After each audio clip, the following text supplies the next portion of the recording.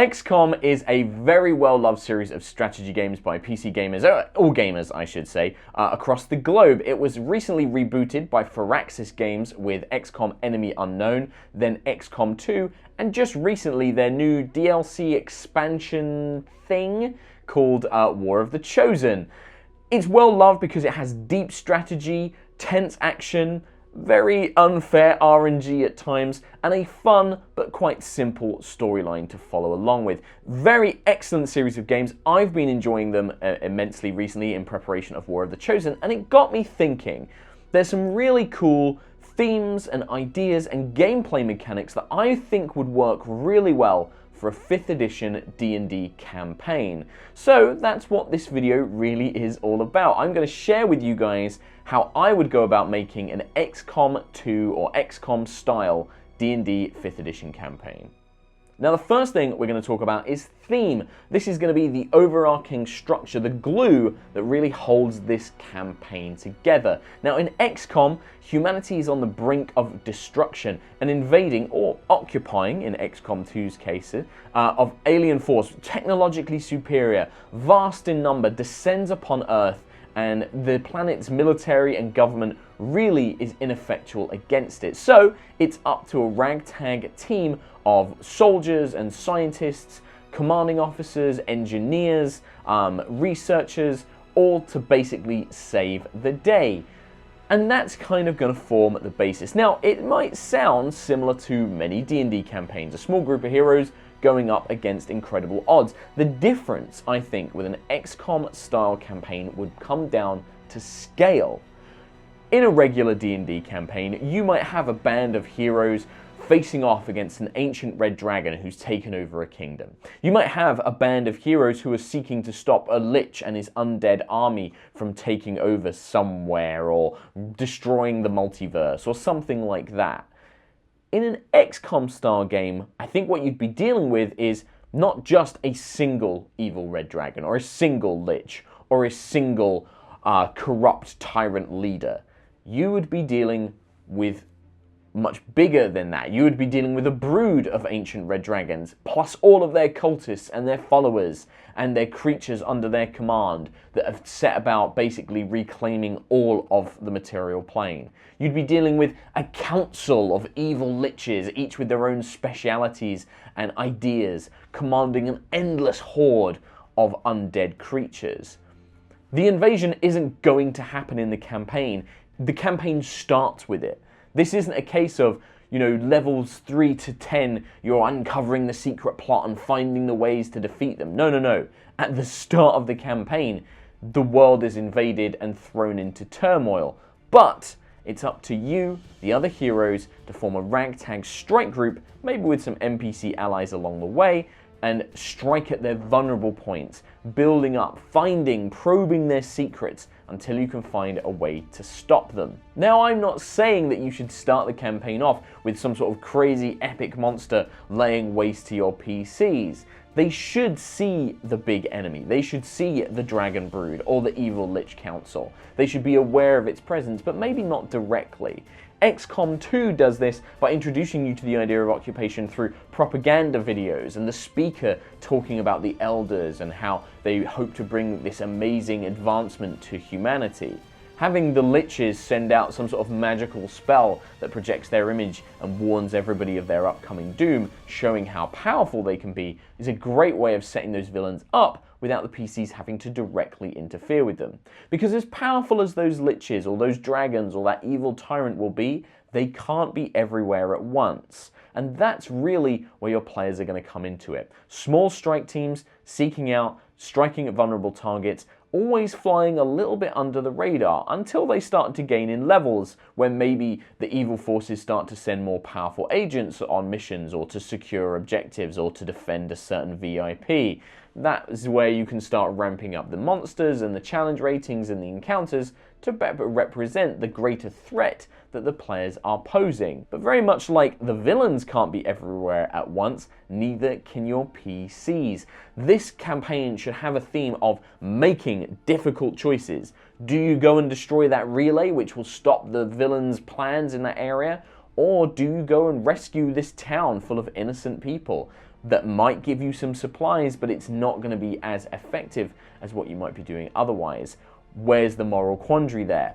It's going to be about making those tough decisions. It's going to be about managing resources, feeling like you are a small, independent band fighting against such an overwhelming force. That is going to form the foundation of what this campaign is all about. You're going to build it around this theme and then add in different mechanics and layers to really add that XCOM feel. The XCOM video games don't give you a lot of time to just hang around. Missions have strict turn timers. Every day that you spend researching or building facilities, the timer is constantly ticking away as the aliens work in the background to build projects or to muster their forces or send UFOs to try and bring down your ships. And that should be the case in D&D as well. Missions shouldn't have unlimited time. You should be timekeeping, keeping track of the days, the months that the PCs are working to disrupt the enemy's plans. Consider setting up a calendar, marking off the days and months as each PC takes a long rest or does a day back in the base, developing magic items or brewing potions, etc. Likewise, on your missions, give them specific times. Okay team, this mission is to collect the VIP and escort them to the extraction zone. You've got 18 hours to do it. Not only will that minimize the amount of time that they can use for long rests, which forces them to manage their own resources such as spell slots, hit points, hit dice, etc. more effectively, and this is a challenge in 5th edition. Often fights can turn into 1 or 2 battles a day, so you blow all your spell slots and then you get a lovely rest. In this, you want to be pushing them to the limits of their resources, giving them maybe only a 10-hour window to get the job done, or maybe giving them a couple of days, but they've got to figure their way through a burnt and broken town, trying to locate survivors. It's all about making sure time is as much a resource as anything else.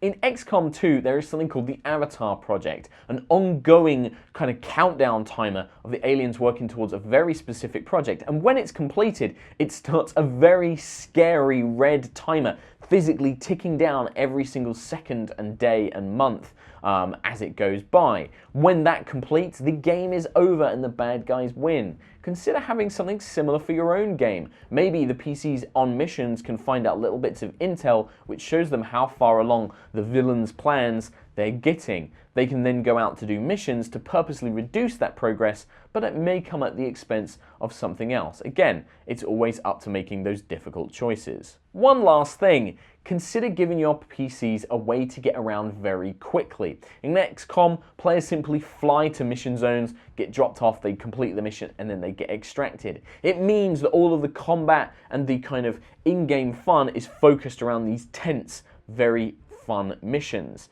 In D&D, you don't want your players stressing like, oh god, it's going to take us 10 days to ride by horseback to get to this village, and we've only got 30 days to stop X plan. That's a considerable strain on their efforts. You want them having fun. You want them researching magic items or brewing potions or rescuing allies or going on fun missions. So consider giving them something. Maybe they have an airship which adds as a sort of fantasy transport ship. Maybe give them a teleportation network but with timed windows that they can use to get back on, creating these kind of stressful, oh, we've got to get to the teleportation extraction zone in 7 hours or we're going to miss the window and be trapped behind enemy lines.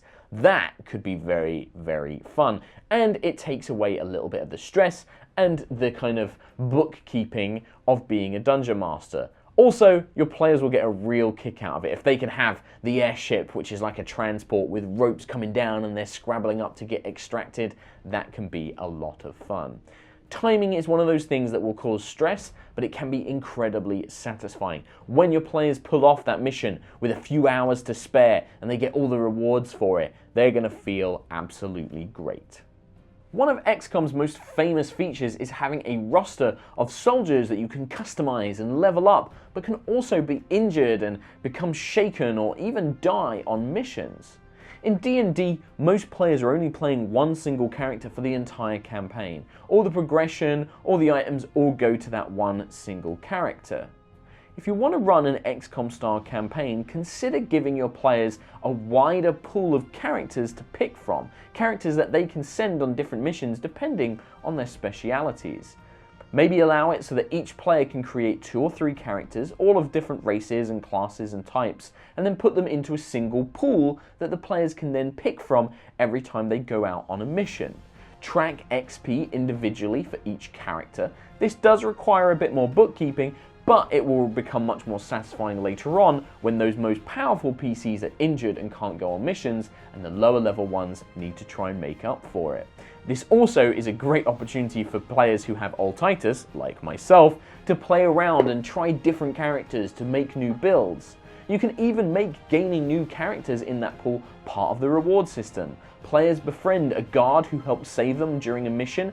Maybe that guard decides to join up with them. Roll them up as a character, as a fighter, a paladin, or something like that, and have them join the team, ready for a player to pick up and play later on. They can expand their personality, write backstory for them. It's a great opportunity for your players to get creative.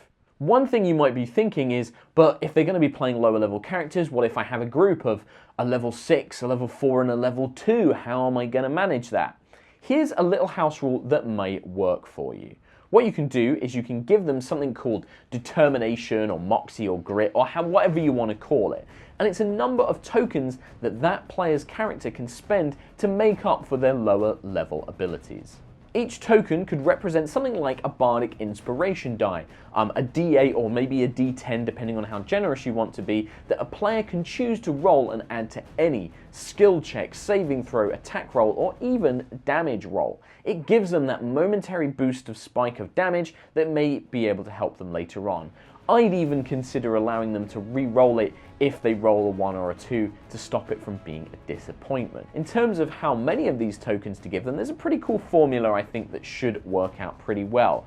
Consider this: give them a number of tokens equal to half the highest level party member. So for example, if you had a level 6 character, you'd give them 3 plus the difference in level between that character and the highest level in the group. So let's say you have a level 3 and a level, let's say 8, for example. They'd get 4 from being half of the level 8 as a base, and then they'd get the difference being 5.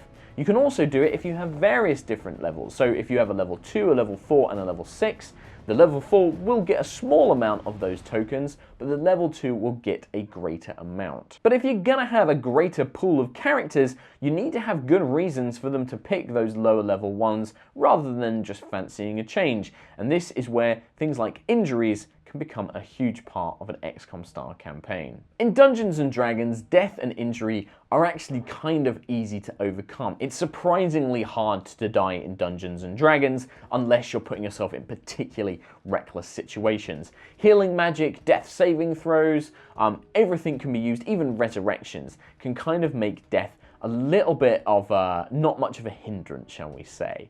In XCOM, however, death is pretty finite, and injuries can put some of your best warriors in the infirmary for days or even weeks, resulting in difficult tactical decisions. You want to have some of that tension in an XCOM style game, but how do you accomplish it with D&D's healing and death rules? First things first, you're probably going to want to change the flavor of how healing magic works in such a campaign. A cure wound spell doesn't necessarily knit flesh back together or mend broken bones, but it might have something like it prevents that player feeling pain. Maybe it stops blood loss temporarily, but the wounds and injuries are still there. Internal bleeding, broken bones, all of that sort of things still remain. That way, it means that players can't just go, well, I'm just going to dump a bunch of healing magic in, we've got our best warrior, back into the fight we go. But it does still mean that those spells have an effect during missions. During an adventure, using a Cure Wound spell gives them enough fighting force, enough stamina to carry on, but it's not going to mend their broken arm or perhaps, heal a thing. It will just let them ignore it for the battle. And that is where the next part of this all comes into play. Consider a system like Blood Bowl. If a player takes more than 50% damage on a character during a mission, have them roll a Constitution saving throw once the mission is completed. Now, the base TC should probably be something like a 10, but you could modify it by things like how many critical hits they took, how many times they were reduced to 0 HP and got revived. You could base it on the number of death saving throws they had to make or how many they failed. All of these things, maybe adding 2 per each thing that they had against them. Once they make that saving throw, if they were successful, then maybe they're only lightly wounded. They're out for a day or 2 or 3, depending on how badly you want them to be out.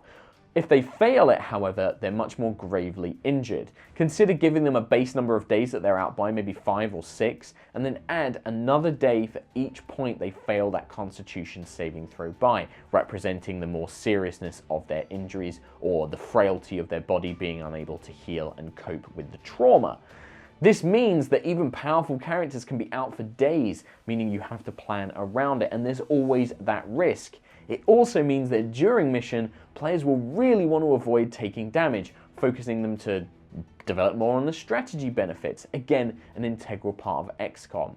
If you really want to go with it as well, you could even have it so that if they roll a natural 1 on that death saving throw at the end of the Constitution saving throw at the end of a mission, that character has sadly passed away due to internal injuries. It's very severe, but again, it adds that extra little bit of risk that you never know is around the corner. You could also balance it out by saying if they roll a natural 20, well, their healing is so good, they're back and ready to fight, and you could even give them a little bonus on their next mission to represent how determined they are to see it done. With terrible enemies against them and overwhelming forces, your players are not just going to need a wide range of soldiers and heroes to send out on these missions, but also a wide range of NPCs as well. In XCOM, you accumulate engineers and scientists and a base, and you build rooms and workshops. You find NPCs and allies to help you. You get supplies given to you by the various governments and kingdoms of the world. Why not add something like that into it as well? Give the players a base of operations. Maybe it's a massive airship that flies around the world, staying under the cover of whatever enemy they're facing. Maybe it's a pocket plane where they're relatively safe, at least for the time being, hidden from the eyes of the enemy, and where they can strike out using their magic teleportation stone or whatever it happens to be.